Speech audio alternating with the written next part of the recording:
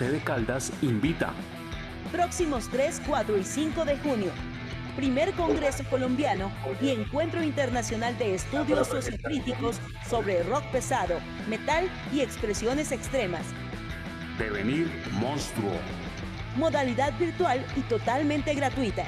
No te pierdas este gran encuentro académico para reflexionar sobre la música extrema, lo diverso y lo diferente. Próximamente, anuncio con todas las actividades, invitados internacionales, panelistas y mesas de trabajo. Organizan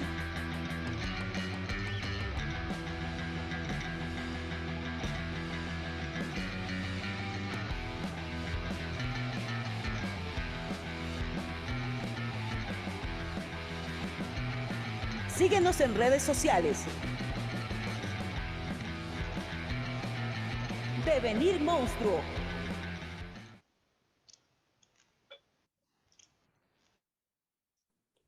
Muy buenos días a todas y todos. Muchas gracias por estar en esta nueva jornada de encuentro, nuestra última jornada de este primer congreso y encuentro internacional, el primer congreso colombiano y encuentro internacional sobre rock pesado y metal que realizamos desde la Universidad Distrital, desde el doctorado en estudios sociales, desde la maestría en investigación social interdisciplinaria, desde el IPASUD, con el apoyo de la red RITA, que es la red de la Universidad Distrital, y con una gran cantidad de aliados que nos han venido acompañando, Oscura TV, Radio TV, tenemos a Luis López con su gran, toda la infraestructura que nos ha colocado Darun.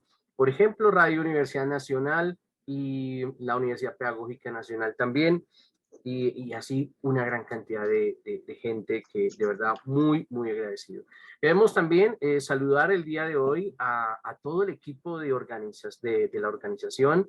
Queremos saludar a todos nuestros conferencistas, los que estuvieron estos días, que también sabemos que están pendientes porque, bueno, me están escribiendo que están por ahí.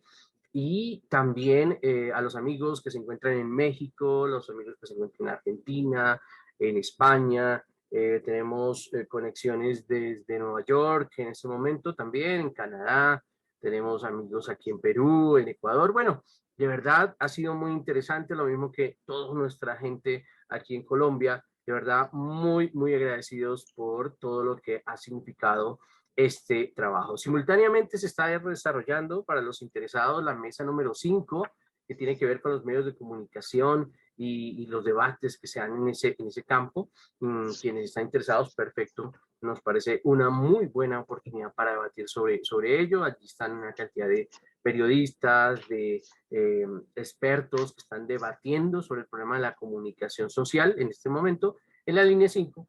Y el día de hoy tenemos una jornada ya más corta, más breve, pero digámoslo de esa manera, pues no menos importante.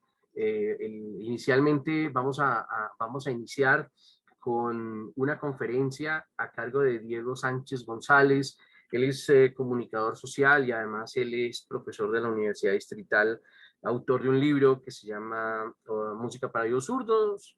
Ya lo escucharán ahora enseguida. A las 10 de la mañana tendremos una conferencia que se llama El valor de lo oculto en aire, que va a ser dictada por Valeria Escobar. Valeria Escobar es considerada como una de las primeras mujeres que utilizó la gutural en Colombia, y ha sido esta, digo yo, una muy bonita oportunidad para poder estar en este evento, y ella nos va a hacer una aproximación no solamente a eso, sino a temas sobre los que ella viene investigando. A las 11 de la mañana estará una invitada muy especial, que inicialmente no la tenemos en el panel, se nos había pasado, y nuestras disculpas de verdad de antemano. La doctora Laila Erendira Ortiz, que es doctora en artes de la Universidad Nacional Autónoma de México, estará hablando acerca de una conferencia que se llama Necrosis capitalista, reflexiones del metal extremo frente a la hidra. vale la pena ponerle mucho cuidado. Nuestra última conferencia internacional y cierra pues México con el seminario de estudio de heavy metal, que de verdad un agradecimiento a toda la gente de México que ha participado, a la gente de Argentina, de la red también. Entonces, y a las 12 estaremos con el cierre a cargo del señor Andrés Durán.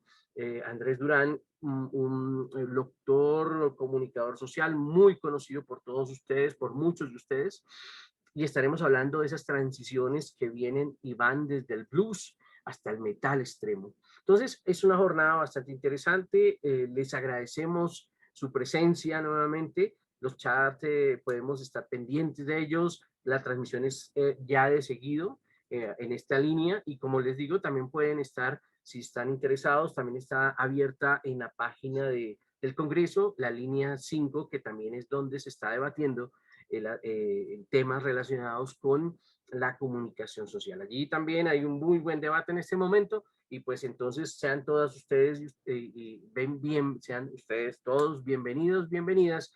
Los dejo con Yasa, quien va a ser nuestro moderador. Yasa es el líder, director de Oscura Radio. Bienvenido, Yasa, bienvenido, profesor Diego. Tengan ustedes buen día. Bienvenidos, éxitos. Profe Carlos Reina, muchísimas gracias por la invitación aquí a acompañar al profe Diego en esta conferencia tan importante para el rock, metal y pop de nuestro país.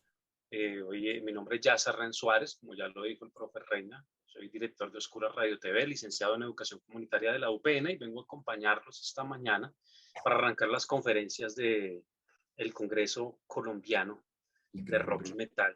El primer congreso. Es un orgullo tener este espacio, y también es un honor para nosotros contar con el profesor Diego Sánchez González. El profesor Diego Sánchez González es comunicador social, docente de la Universidad Distrital, y él es autor de un libro que salió en 2015, que ha rodado por nuestra ciudad, que ha rodado por el país, un libro que aquí les presento a los que nos ven en este momento: Música para oídos zurdos, lanzado en 2015, ediciones Desde Abajo.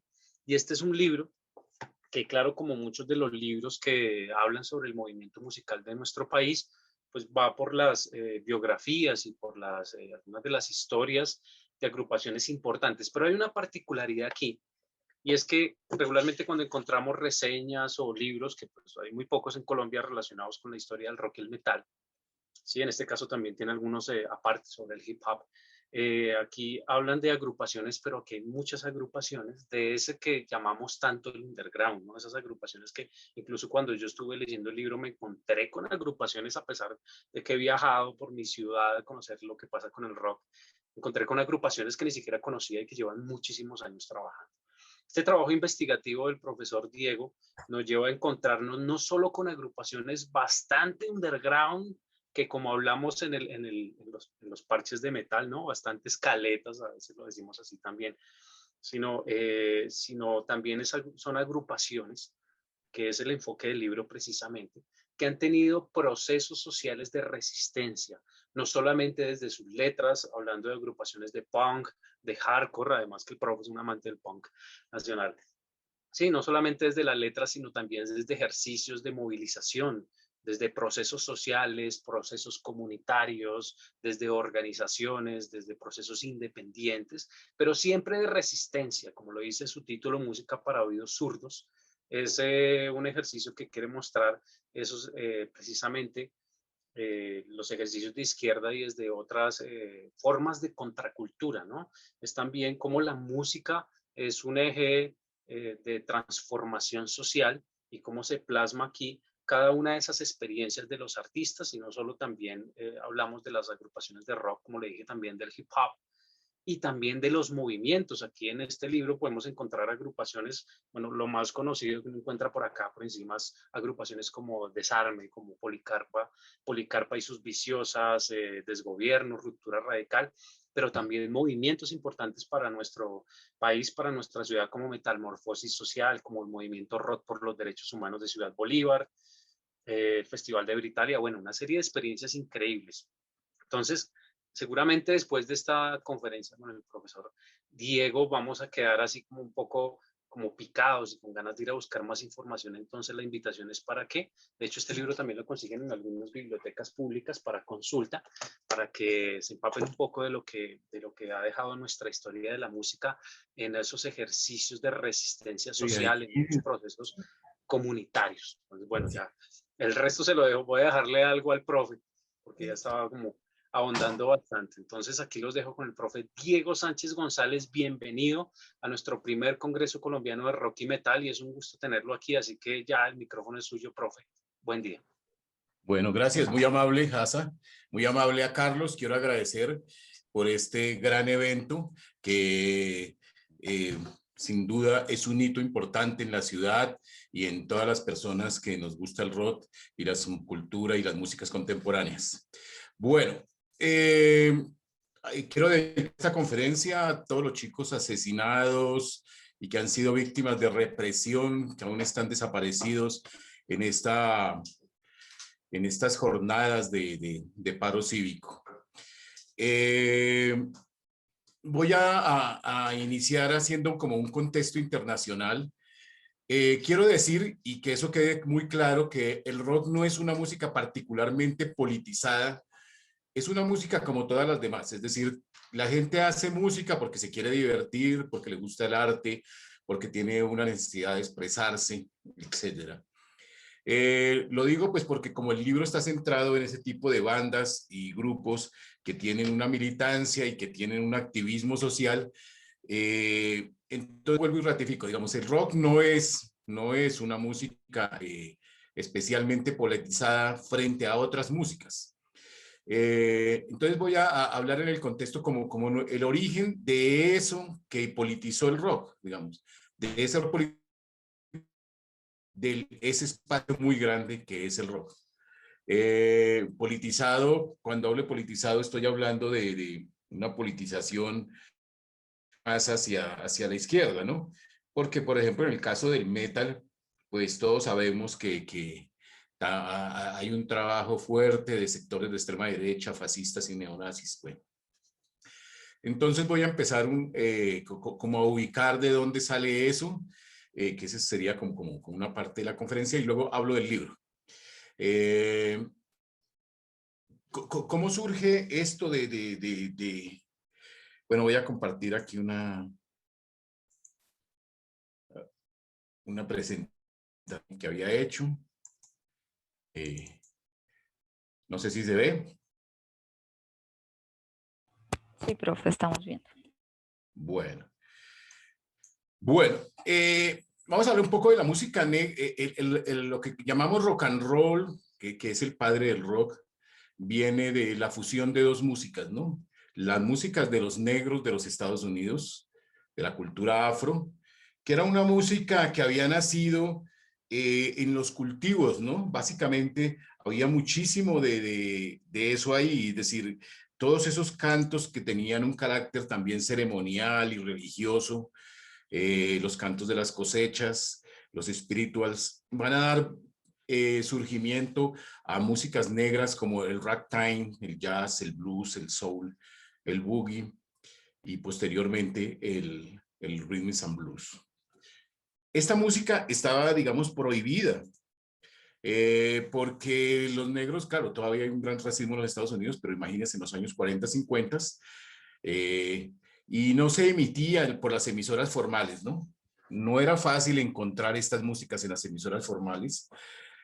Va a haber un fenómeno que es el que va a permitir que esta música se popularice. Los blancos no la querían porque en teoría las músicas negras pervertían el cuerpo y generaban el deseo y tenían algo de demonios ahí, ¿no es cierto? Sin embargo, en ciudades que eran menos racistas, o por lo menos que era mucho intelectual no tan racista, como en Nueva York, Boston, Washington, Chicago, están ubicadas todas en la costa este. Algunas emisoras, igual que ahora, después de las 11, 12 de la noche, pues que ya no tienen tanto público, le dijeron a algunas personas, oiga, ahí hay un hueco, usted mirará a ver si quiere hacer algo. Entonces dijo, no, claro, voy a pasar. Entonces empezaron a pasar esta música, ¿no? Jazz, blues, soul. Y esas emisoras de medianoche, con programas hechos para intelectuales, para estudiantes de Harvard, de MIT, de Columbia.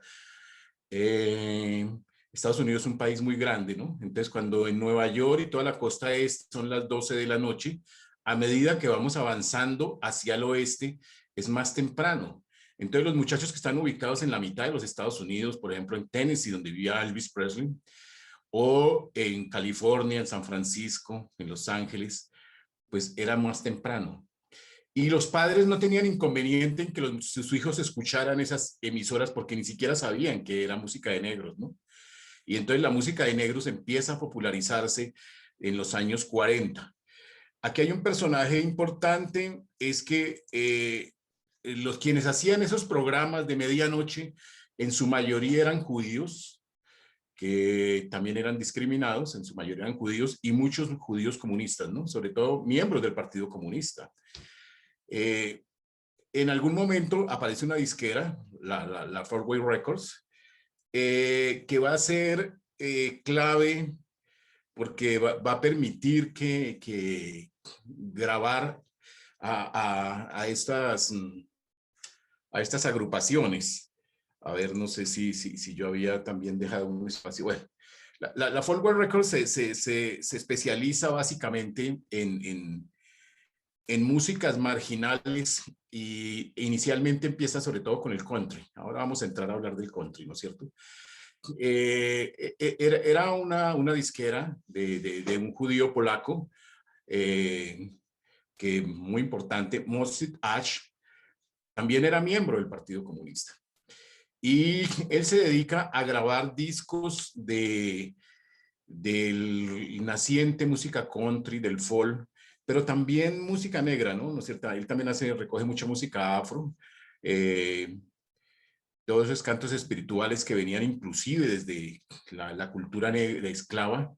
Inclusive también grabó música que hacían los judíos de manera oculta, por allá en sus reuniones y de las comunidades indígenas de los Estados Unidos. Hoy su música forma parte de los museos, ¿no? Casi toda la producción que hizo esta disquera, Four Way Records, está en los museos, ¿no?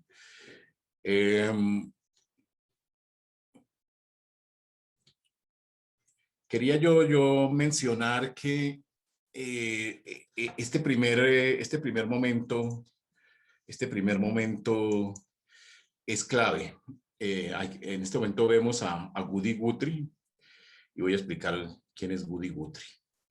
Bueno, entonces decía que la música, el rock and roll nace cuando se une esa música de los negros, de las que ya hablé, con la música de los campesinos. Y el personaje tal vez clave ahí es este señor, ¿no? Woody Guthrie. Woody Guthrie era una persona que iba por todos los Estados Unidos trepándose en los trenes, como hemos visto en las películas, echando dedo, colgado de los camiones, y cantaba en todos lados. Y fue recogiendo canciones, recogió miles de canciones. Es decir, en el fondo era un folclorista, ¿no es cierto? Porque recogía la música que encontraba. Y sobre todo era un activista porque era muy político. Él siempre fue un activista político, como vemos ahí en su guitarra, decía, esta es la máquina para matar fascistas, ¿no? Dice ahí en su guitarra, ¿no? Woody Guthrie tiene una gran canción que se vuelve un símbolo en Estados Unidos, llegan las primeras, esta tierra es tu tierra, que es una canción contra la discriminación a los inmigrantes. En aquel momento los inmigrantes que rechazaban no eran los mexicanos como ahora o los latinos, eran sobre todo los italianos y los portugueses. Y esta es una canción contra la discriminación. Él siempre trabajó mucho con inmigrantes, con organizaciones, con sindicatos. Y al final de su vida, llega a finales de los años 60 a Nueva York, en el año 67, y lo hospitalizan. Antes llegan y lo hospitalizan, y Bob Dylan recoge su legado. Eso lo conversamos un poquitico más allá. Al lado de Woody Guthrie, pues hay una serie de personajes también muy interesantes, como Pete Seeger, o Malvina Reynolds, que tienen una característica muy parecida. Todos estos hacen country, no estamos hablando de country, ¿no? En esa época el country no era una cosa tan racista como ahora, ¿no? Hoy es una música muy centrada en los blancos, ¿no? Los blancos anglosajones y protestantes, los wash. Fue muy perseguido por el Estado, ¿no es cierto? Porque también fue activista político. De muy pequeño entró a la Liga de Jóvenes Comunistas y después formó parte también del Partido Comunista en el año 49. Y también estuvo muy metido en huelgas y andaba siempre para aquí y para allá con Woody Guthrie. Es un personaje muy interesante. Mire quién les grababa los discos, porque estamos mirando discos, no estamos viendo discos.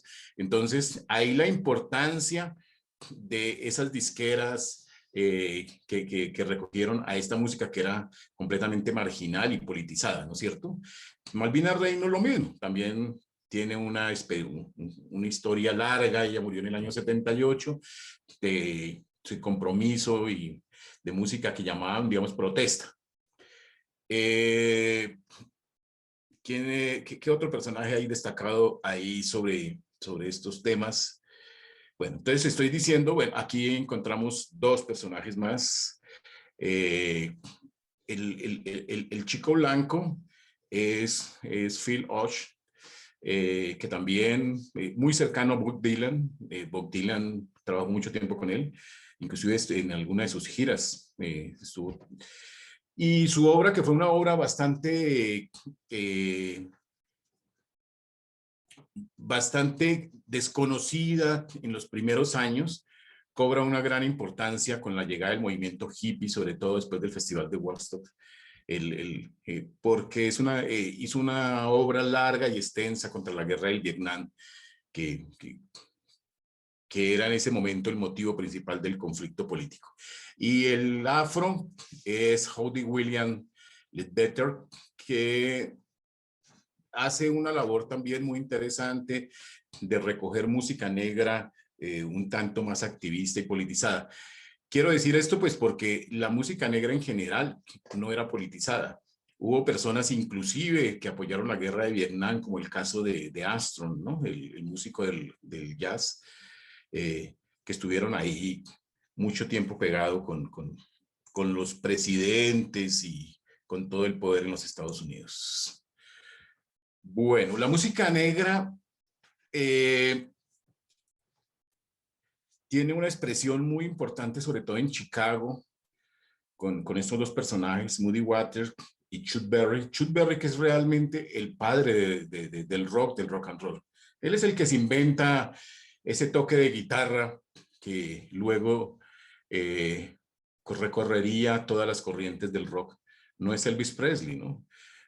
Aún más, a ellos nunca les pagaron derechos de autor. Hasta los años 70 y los 80 que los Rolling Stones, por ejemplo, les ayudaron a pagar abogados para que pudieran recuperar sus derechos de autor porque nadie se los reconocía, ¿no? Los blancos cantaban las canciones de ellos y nadie les pagaba nada. Aún más, cuando Chuck Berry protestó, lo metieron preso y cosas de esas. Ahí es importante una disquera de Chicago, ¿no?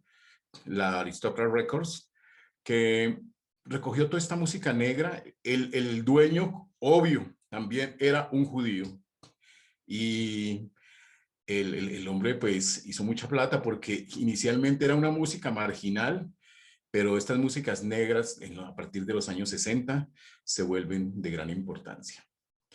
Entonces, en el momento en que esa música de los campesinos de los Estados Unidos se une con la música de los negros en estas disqueras y en estas emisoras, toda esta música marginal, crean el rhythm and blues. Y yo lo que he hecho hasta ahora es caracterizar de dónde viene la música más politizada dentro del rock, porque no nació hoy. Dese cuenta que en sus orígenes, sobre todo con los blancos, con el caso de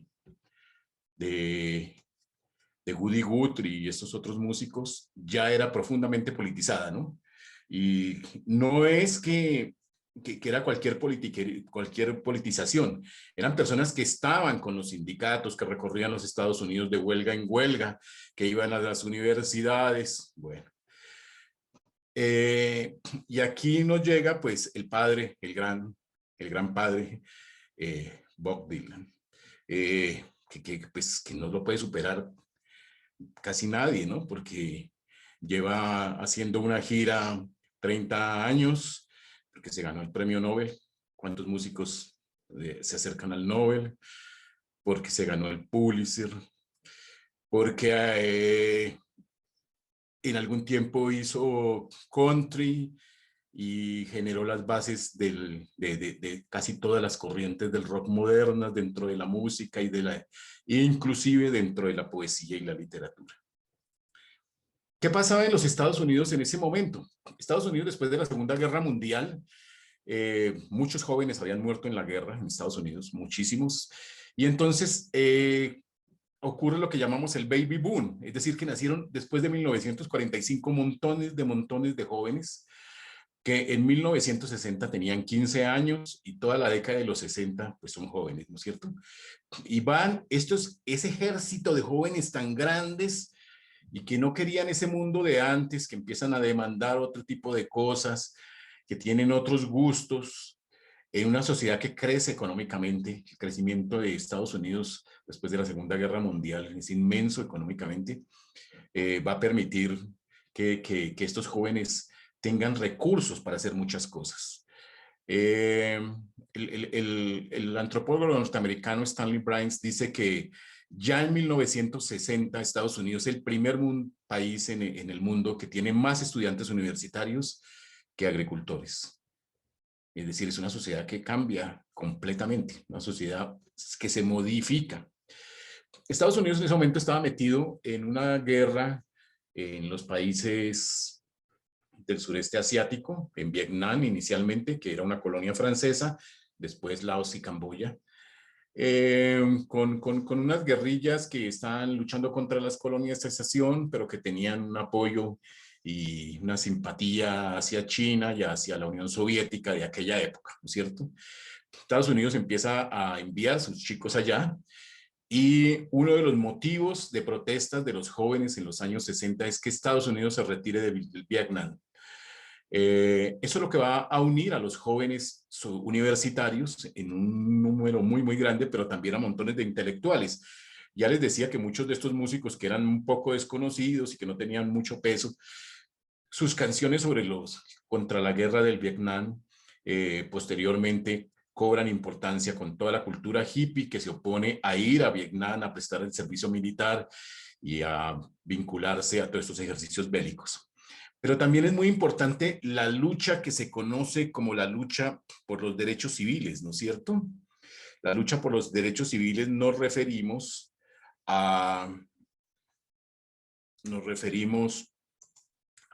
la lucha contra la discriminación racial. Se crean a principios de los 60 dos organizaciones que van a ser fundamentales: el Comité Coordinador Estudiantil de la No Violencia y el Movimiento por la Libertad de Expresión, juntos en universidades como Berkeley, Columbia, Harvard, Yale, Kent, etc. Y se trataba de jóvenes que empiezan a viajar al sur, sobre todo al sur de los Estados Unidos, para luchar contra la discriminación racial, permitir que los negros pudieran votar y participar de la vida política de estos estados del sur, ¿no es cierto? Al mismo tiempo, dentro de la sociedad negra aparece pues todo un movimiento porque se les reconozcan sus derechos y contra la discriminación, y los personajes más reconocidos que muchos conocemos, pues Martin Luther King, Malcolm X, pero algunos otros que no lo eran tanto, como Stokely Carmichael, que es poeta y activista, Bobby Seale, Angela Davis. Mencionaría también, por ejemplo, a Afeni Chakut, que es una mujer que es la mamá del cantante Tupac. No sé si que es un ícono del rap, ¿no? Tupac Shakur, que murió también.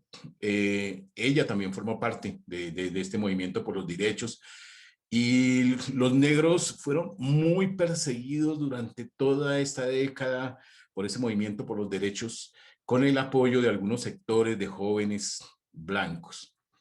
Ese movimiento en algunas partes cuaja en la creación de lo que se conoce como el Partido Internacional de la Juventud, que lo crea Avi Hoffman y Jerry Rubin. En mi libro, al empezar, yo tengo una frasecita que dice: la nueva izquierda salta desde la pelvis de Elvis Presley. Esa es una frase de Jerry Rubin, como para decir, mire, la nueva izquierda no reconoce todo ese discurso mamerto, aburrido y viejo. No, es otra cosa, ¿no es cierto? Es esto de que nace aquí desde el rock and roll, ¿no? Ellos organizan una marcha para ir al Pentágono, para oponerse en la guerra de Vietnam, con el propósito de que todos se concentraran e hicieran levitar el Pentágono, ¿no? Rodearon el Pentágono, pero el Pentágono nunca levitó. ¿Qué otros personajes eran importantes en ese movimiento estudiantil? Por ejemplo, en California, Mario Savio. Mario Savio era italiano, ¿no? Porque los italianos también eran discriminados. Ya decía yo que en aquel momento los inmigrantes que perseguían eran básicamente italianos y portugueses. Bueno, ahí viene una represión muy fuerte del gobierno de Estados Unidos contra las universidades. Empiezan, eso nunca había pasado en Estados Unidos, ¿no? Atacar las universidades, Berkeley, Columbia, en la Universidad de Kent, por ejemplo, hay muertos, ¿no? La policía entra disparando. La policía actúa con tal brutalidad que todo el país protesta. Eso nunca había pasado, digamos, que a los hijos de la respetable clase media, muchachos blancos, los trataran como a negros de barriada, ¿no? Eso no era lo común, no había ocurrido. Bueno, vuelvo un poco atrás, entonces vamos a hablar un poco de Bob Dylan. Bob Dylan había nacido en Minnesota y en el año 61 viaja a Nueva York, ¿no? Con ese pelo algodonado y con ese estilo de ángel que flotaba, un niño bello de 19 años que se movía por Venice Beach cantando en los bares, allá al lado de mujeres que hacían striptease y que a nadie le interesaba su música, ¿no?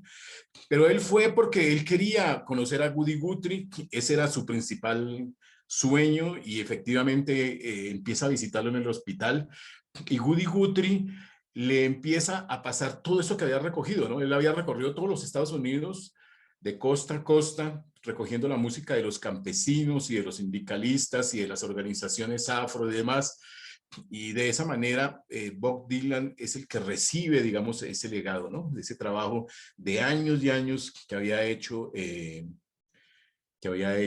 Woody Guthrie, ¿no? Bob Dylan empieza a volverse un personaje muy reconocido en los bares de Greenwich Beach, porque hacía una música rara, ¿no? Con letras muy bien construidas y con unos acordes que no eran comunes, ¿no? Y muy rápidamente las organizaciones estudiantiles lo detectan, sobre todo en particular porque hay una canción de él que tiene un gran éxito, que es aquella de que los tiempos están cambiando y va a llover y va a llover y los tiempos están cambiando, que se vuelve un símbolo pues del momento. Él empieza a cantar con Joan Baez, que también es una figura muy reconocida del momento. Ellos no hacían rock de lo que llamaríamos rock, ¿no es cierto? ¿No es cierto? Trabajaban básicamente un country un poquito más acelerado, ¿no? Con algunas influencias de música negra, ¿no? Eso es un poco lo que trabajaba Bob Dylan y Joan Baez y algunas personas que están en esa corriente. Bueno, aquí vemos la muerte de un estudiante de la Universidad de Kent y mayo del 68 en París. Esto porque todos los años 60 son de gran efervescencia juvenil, ¿no? En los años 60 es que emerge todo este concepto de jóvenes y la rebeldía juvenil, que tiene como imagen central a París en ese movimiento de mayo del 68, y mucho de lo que hoy está pasando, por ejemplo, hoy las organizaciones juveniles en Colombia son hijas de eso, de mayo del 68. No son hijas de la revolución del 17, de Lenin, ni de la revolución francesa, ni de la Comuna de París, no, son hijos de mayo del 68, donde los estudiantes salen en París, pero no querían, no están buscando tomarse el poder, están buscando transformar la sociedad, en convertirse en una revolución un tanto más cultural, ¿no? Que se quede allá dentro de nosotros. Esta foto que es muy famosa de esta chica, muy emblemática, esta chica que Le colocaron la libertad conduce al pueblo. Bueno, entonces vamos a pasar a Europa, vamos a brincar a Europa, ahí. Bueno, con mayo del 68, uno de los dirigentes, bueno, el dirigente más conocido es Daniel Cohn-Bendit, pero que ahora es dirigente de los Verdes. Pero otro de los dirigentes, Alain Krivine, decía, digamos, lo más importante en mayo del 68, dice él, era esa sensación de libertad, de que la gente podía hablar, de que hablábamos en todos lados. Los europeos, como todos sabemos, son un poco más reservados, entonces eso de el hablar y demás era muy significativo. En Inglaterra es diferente, ¿no? Porque en Inglaterra sí había una izquierda, en Estados Unidos no. En Estados Unidos la izquierda siempre ha sido una cosa muy marginal, muy perseguida, muy mal vista. Los comunistas hubo el comité anti-norteamericano dirigido por McCarthy, persiguió montones de personas, sacó artistas de Hollywood, muchos intelectuales reconocidos como Hitchcock o Chaplin o demás tuvieron que ir de los Estados Unidos perseguidos, que porque en teoría en algún momento habían ido o habían simpatizado con alguien de izquierda.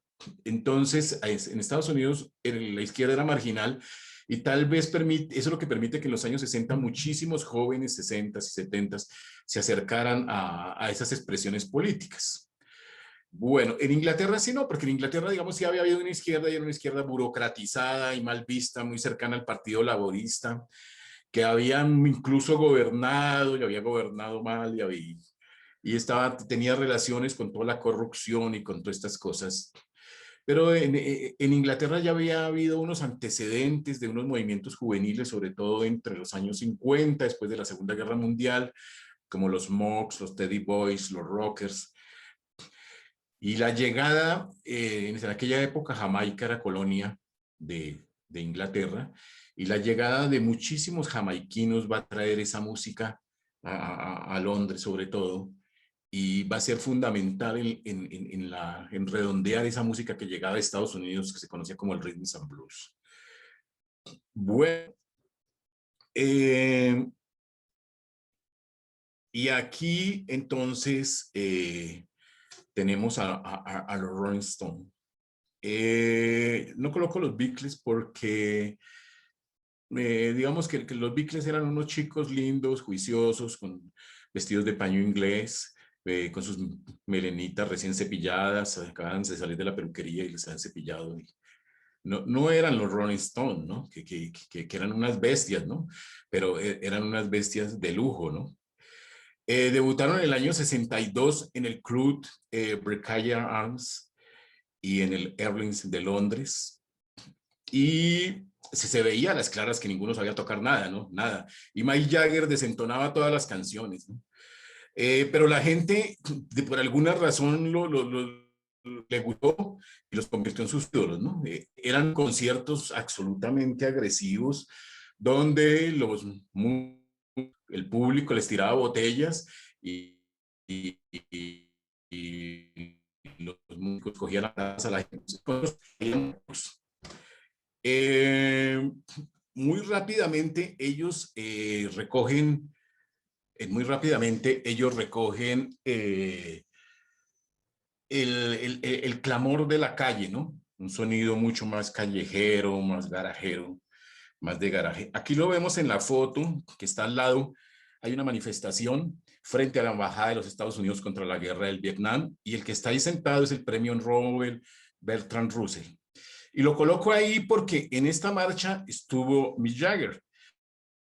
Quedó profundamente impresionado. Ya tenía los Rolling Stones y va a ser de esta marcha sale aquella canción del hombre de fuego, ¿no? Y por todas partes oigo el ruido de pies, la chica no puede pelear en las calles, es correcto. Sin embargo, Mick Jagger en aquel momento va a ser influenciado por otros personajes, como el caso de Tariq Arif, ya ahora hablo de Tariq Arif, incluso él se reúne con Marcuse, que era el gran gurú de los movimientos juveniles en los Estados Unidos y en Europa.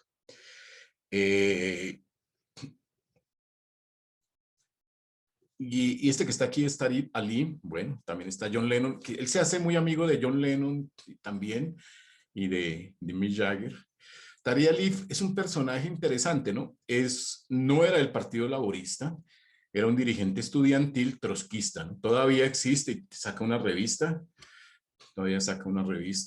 eh, y siempre ha sido un referente de esa fusión como entre el rock y la política, ¿no? John Lennon, que a diferencia de los otros Beatles, muy rápidamente se politiza y participa pues de muchos movimientos, particularmente también de contra la guerra del Vietnam. Y no era el caso, por ejemplo, de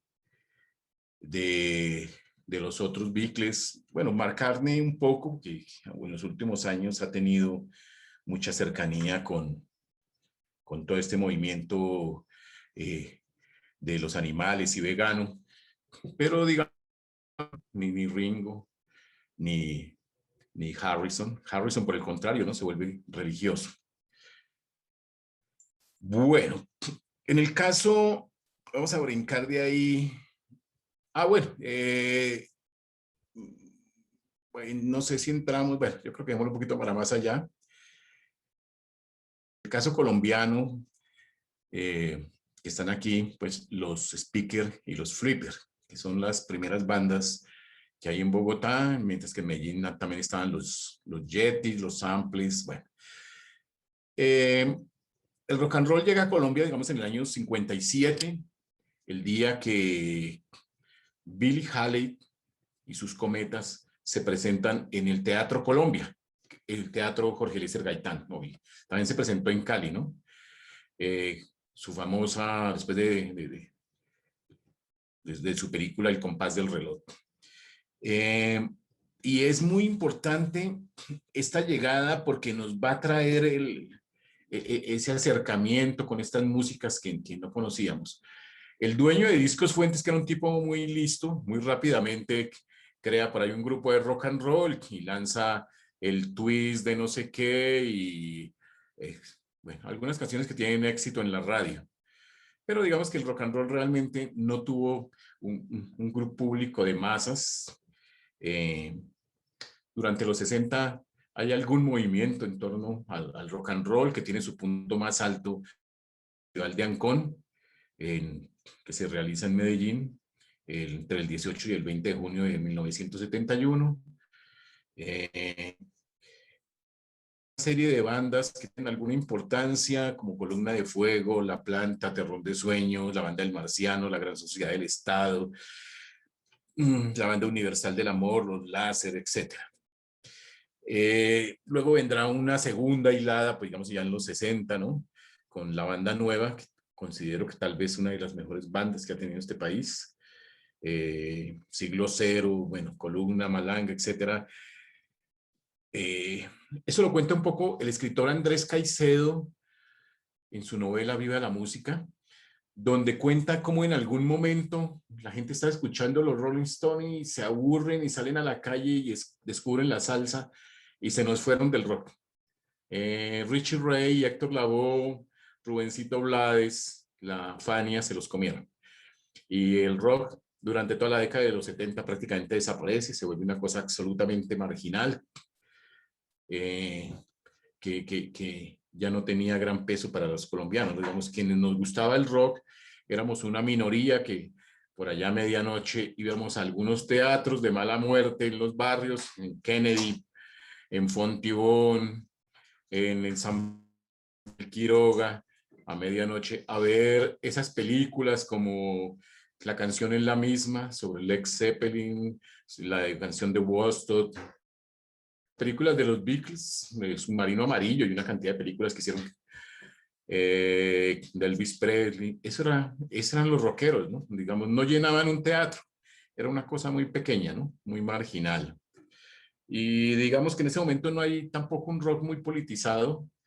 Tal vez la más importante es la canción Si la guerra es un buen negocio, invierte a tus hijos, de Humberto Monroy, que formó parte pues de varias de estas bandas. Gente hizo Génesis, ¿no? Que es un trabajo muy interesante y que logra como consolidar ahí una Bueno, volviendo un poco al rock politizado en Europa, yo creo que hay un cambio significativo en Inglaterra, sobre todo, a finales de los 70, ¿no? Recordemos que durante gran parte de los 60 y principios de los 70, eso que llaman el rock sinfónico o el rock progresivo, que era un rock muy intelectual, culterano, abstruso, con unas figuras que no querían tocar con otros rockeros, sino únicamente con sinfónicas. Ese rock se eleva muy intelectual y de pronto, alguna noche del 77, en el pub londinense Ron House se presentaron los Ramones, ¿no? Produjo gran impacto, ¿no? Esta música desprovista, pues, de cualquier casposa, elegancia, ¿no? Era una música sencilla, directa, no tan construida. Y va a ocurrir entonces que en esa Inglaterra de esos músicos tan cultos y tan refinados que no querían ya tocar con otros músicos de rock y que inclusive blasfemaban contra ese pasado callejero del rock and roll, parece pues como un caballo desbocado, un grupo de muchachos ahí con sus crestas de guerreros iraquíes, y nos van a traer una música irreverente, blasfema, cruda, visceral, a pie de calle, una música de composiciones muy minimalistas, de tiempos acelerados, con unas letras que hablaban pues de la marginalidad urbana, ¿no? Es el momento que en Inglaterra pues surge el punk. Ya en Nueva York estaban los Ramones, pero no era lo mismo, ¿no?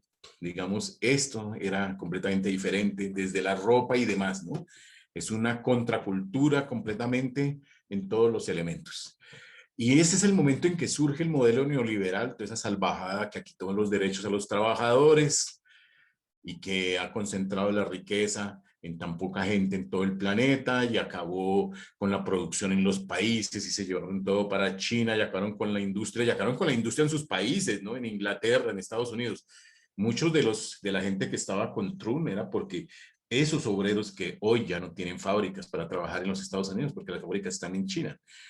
Y estos son los dos personajes que inician ese movimiento económico, Ronald Reagan y la señora Thatcher. Ese movimiento del punk, digamos que tiene unos antecedentes en bandas que también eran un tanto marginales y contestatarias, ¿no? Como los New York Dolls.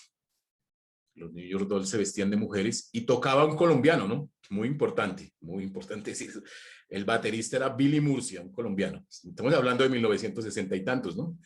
Billy Murcia muere en un concierto que ellos hacen en Londres, en el apartamento de David Bowie. David Bowie le hizo una canción. Es decir, tenemos un colombiano, ese es tal vez el músico colombiano que más se ha codeado por lo alto. Bueno, también están la Velvet Underground, Patti Smith, los Dead Kennedys, sobre todo con Yellow Biafra, que es tal vez el personaje más significativo de nuestras músicas nuevas en los Estados Unidos, ¿no? Pero en Inglaterra, pues The Clash y otras. En América Latina, digamos que eso que llamamos la música protesta, pues se centró mucho no tanto en el rock, porque no lo había mucho, pues en Argentina y en México, pero sobre todo en eso que llamamos los folcloristas, ¿no? Violeta Parra, Víctor Jara, Atahualpa Yupanqui, Ali Primera, Mercedes Sosa, los Intilimani, Quilapayún, León Gieco, que estaba a mitad de camino entre el rock y lo folclórico, Facundo Cabral, Piero, Nacha Guevara. Bueno, ese es como el brinco en América Latina, ¿no? Hay un segundo aire de todo este movimiento del rock politizado que viene a finales de los 90. En el año 92, 93 los zapatistas emergen en México y organizan después, como el año 96, una cosa que llaman la Convención Mundial Antineoliberal Interplanetaria y no sé qué más. Y logran congregar un movimiento que va a ser muy importante, sobre todo a finales de los 90. Aquí vemos, es una reunión de la Organización Mundial del Comercio, donde la policía les lanza gas pimienta a la cara de las personas. Ese movimiento va a darle como un nuevo oxígeno a toda esta politización. Ah, perdón, por aquí olvidé estas. Este es The Clash, la banda inglesa de punk, que muy significativa, muy politizada, muy activista, y que formó parte de todo un movimiento contra la guerra contra Coca-Cola, ¿no? Y su relación. En el caso colombiano, pues de todos es conocido que Coca-Cola tuvo financiación de paramilitares, ¿no? Por ejemplo. A ver, ¿no? Vamos a pasar con el movimiento antiglobalización. Hacen una continuidad con ese movimiento político que venía desde los años 50 y 60. Entonces estarán todos estos grupos como Rage Against the Machine, Ozomatli, Fugazi, bueno, en el caso del metal, que no es tan común, ¿no es cierto? También Anti-Flap, y hay un personaje inglés muy importante, Billy Bragg, quien formó parte de muchas de estas agrupaciones y siempre ha sido un activista vinculado con las organizaciones obreras, ¿no? En el caso de muchos, pues uno diría que hay Ministry, Napalm Death, Sacred Rage.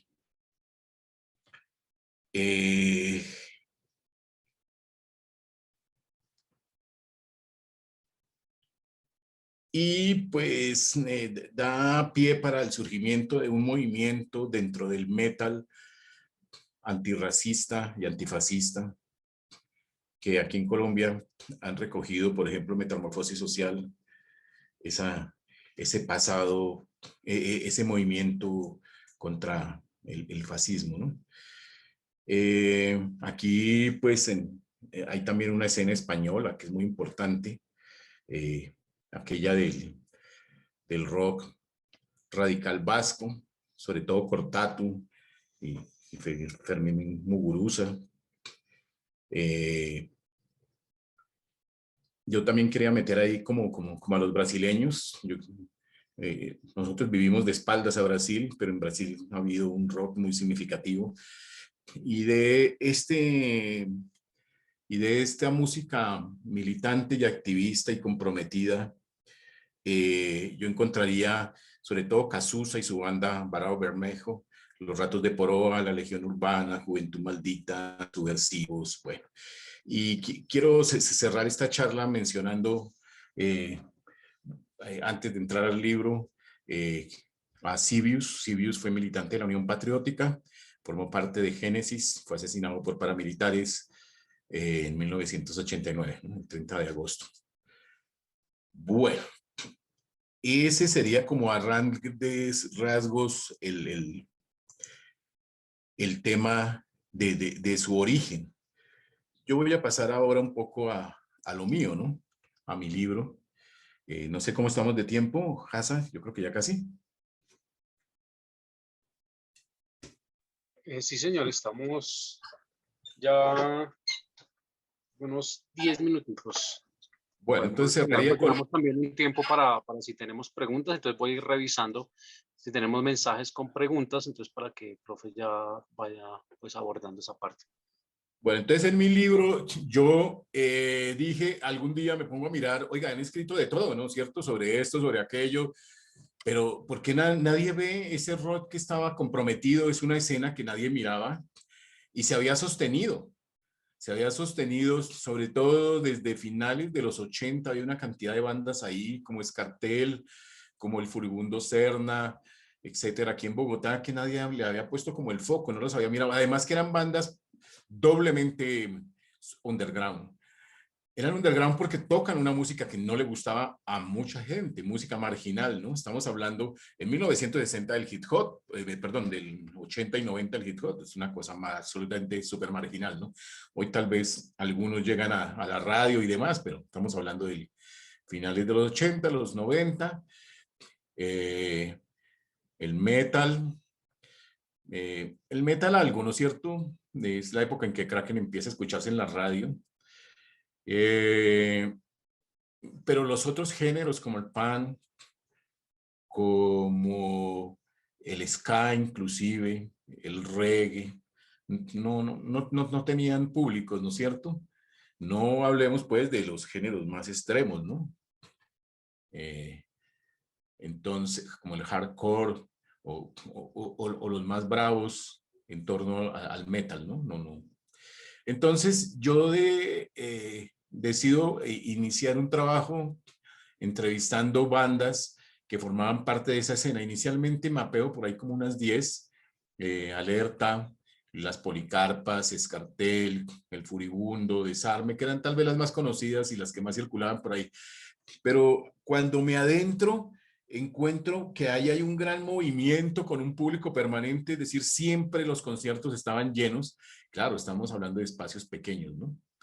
Y el resultado de eso es porque había en torno a ellos, el libro está dividido en 3 partes, quisiera aclarar, la primera parte tiene que ver con el rock, la segunda parte con el hip hop, con el rap, y la tercera parte con lo que mencionó Hasa, los movimientos. Entonces había unos movimientos, por ejemplo, el Festival de Britalia. En Britalia se hace un festival todos los años de cultura popular y en algún momento el sacerdote y los líderes del barrio decían, oiga, ¿por qué no invitamos música como para los muchachos? Estamos hablando del 90 y pico, ¿no? Y entonces algún fin de semana invitaron a los de Escartel y invitaron a alguna banda de skinhead. El párroco me decía, terminó la misa el domingo de la misa de 12 y salgo y veo frente a la iglesia un poconón de tipos con chaqueta negra, todos rapados, con un poconón de taches y sellos en las chaquetas y me dijeron, nosotros somos los músicos. Eso es lo que permitió que esta música se empezara a bajar de esos nichos y de esa marginalidad y empieza a llegar a los barrios, ¿no? Patio Bonito, Villa de la Torre, Britalia, el Tintal, es decir, alrededor de este sitio tan emblemático que hoy es el Portal Resistencia, ¿no? Todos esos barrios están alrededor del Portal Resistencia, esos barrios del Festival de Britalia. Lo mismo en Patio Bonito, donde se hacían el María Cano, y ya en Altos de la Estancia otro festival. También desde principios de los 90 empiezan a invitar grupos de rock. En Patio Bonito, en Nuevo Chile, donde en la Casa de la Cultura, el Nuevo Chile o en la Casa de la Juventud, llegan unos instrumentos que me enviaban desde los países socialistas, ¿no? De Checoslovaquia y demás, o en Suba, por el lado de La Palma, del Rincón, de Ciudad Unza. Ese movimiento era más grande de lo que yo pensaba, ¿no? Yo pensaba que eran 10 bandas y al llegar ahí me encuentro, hubo un momento en que me tocó de parar, ¿no? Y hoy inclusive me arrepiento de no haber metido alguna cantidad de grupos que están por ahí, pues, y que son significativos. Este fin de semana, entre hoy, mañana y el lunes, hay conciertos en muchas localidades y me pongo a revisar las bandas y es una cosa impresionante, extraordinaria la cantidad de bandas que tocan ahí gratis y participan de la olla comunitaria y participan del proceso de paro. Desde, por supuesto, quien está al frente de esto, el subcomandante Mario, con los Crápulas y Adriana Lucía, pero ahí está también Messier Periné, y, es decir, ya no es esta música ya no, que tiene compromiso social y político, ya no es esa marginalidad que yo encontré, sino desde el paro del 2019 para acá, es decir, el libro cobró una vigencia, inclusive se ha vendido hasta más, tengo que decirlo, porque mucha gente dijo, oiga, ¿y de dónde salió esta música? Miremos a ver qué es lo que está pasando. Yo no había visto, ¿no? Porque, sí, pero ahí estaba, ¿no? Es una escena que estaba desde principios de los 90, que iniciaron bandas, algunas con un carácter bastante ambientalista, ¿no? Porque participaban de las marchas contra las corridas de toros, que también era lo mismo, ¿no? Éramos 20 locos, ¿no? Se hizo famosa cuando en Soho dijo que tenían que modelos, entonces desde ahí se empezaron a llenar esas marchas, pero antes eran 20, no éramos más. Las marchas contra el SMAT, lo mismo, eran los objetores de conciencia y 2 o 3 organizaciones de USME, de Rafael Uribe, de SUA, y ya. Eso era, hoy es un movimiento en todo el país. Superamos esa marginalidad. El libro es un poco sucio en el sentido en que no tuvo una revisión final así demasiado juiciosa, ¿no? Pero alguien en algún momento me dijo, oiga, es que lo que más me gusta del libro es precisamente eso, ¿no? El carácter sucio, ¿no? Que no trata de ser una obra de culto ni nos está diciendo que, que es una obra que marca un punto, ¿no? Está hecha desde los muchachos y para los muchachos. Y uno de los aciertos, con modestia lo digo, fue el título, que me parece que no hay que explicar nada, ¿no? Digamos, desde el título uno ya entiende perfectamente de qué se trata, ¿no? De qué va a hablar. El, la imagen que tenemos ahí me la obsequiaron los muchachos de Banderas Negras. Fue realizada para el Congreso de PUN y Anarquía que hicieron en la Universidad Nacional por allá en el año 90 y tantos. Y es una imagen fabulosa. Bueno, no sé si ahí entraríamos en las preguntas. Bueno, yo no estaba revisando justamente el Facebook, no vi preguntas, pues sí vi una que alguien nos preguntaba que dónde podía adquirir el libro, pues ya les dije que encontré el libro también en una biblioteca pública, pero pues el profe también aún tiene por ahí algunas copias para que las personas se comuniquen con él. En la Panamericana, ¿no? En librerías está, digamos, todavía está, ¿no? En la Panamericana, en la librería de Marcos, a que queda al lado de la Universidad Javeriana, la Valija de Fuego, pero también, digamos, en el Fondo de Cultura Económica, creo que en Buchholz todavía hay Lerner. El que no las tenga yo no significa que no haya todavía, las librerías todavía tienen algunos, sí. Listo, profe, no, pues se nos alargó un poquito el tiempo, pero bueno, que agradecerle a usted por ese viaje alrededor de la música, además que, como lo dije al comienzo, el libro pues se enfoca en ese contexto, sobre todo distrital, ¿no?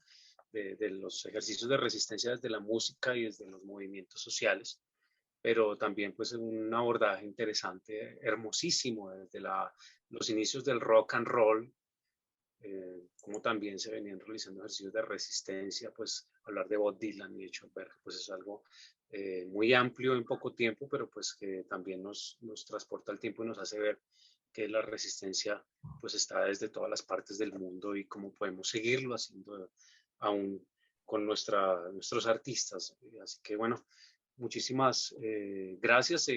Lamentablemente por temas de tiempo, ya venimos con la siguiente conferencia, pues nos queda complicado pues atender las siguientes preguntas, las preguntas que nos han hecho las personas ahí en el Facebook.